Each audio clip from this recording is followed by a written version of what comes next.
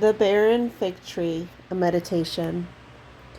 There was a barren time in my life, a time of loss, hurt, and pain.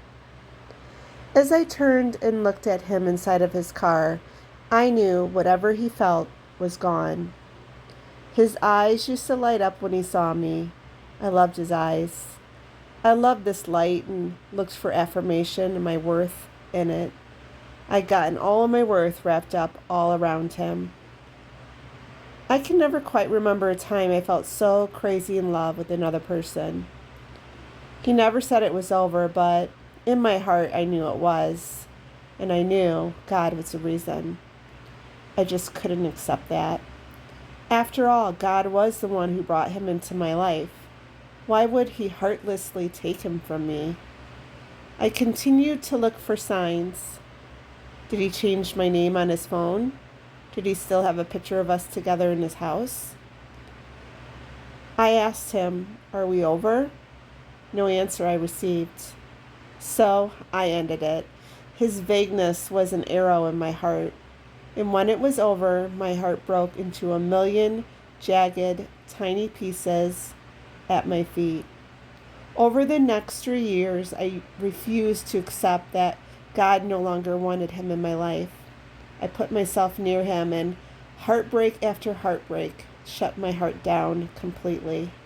I was never the same, a ghost of who I used to be. My life had no fruit because I refused to move on. I was barren. Oh, what a waste those 3 years were waiting for him to love me again. It wasn't until I realized he never loved me that I knew it was time to move on.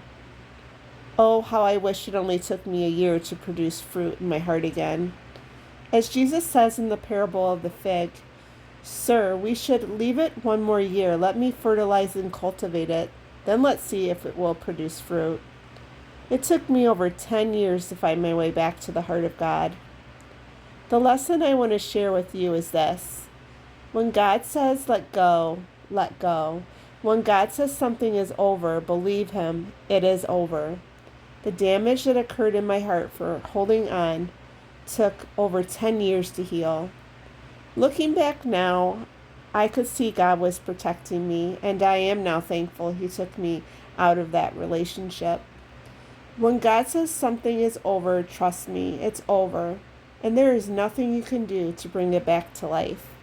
If you try, you will become like the barren fig tree, as I once was.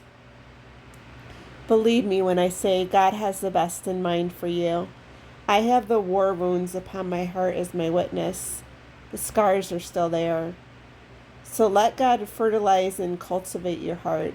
Say yes and work with him, and your heart will produce a fruit that will continue to go on for years to come.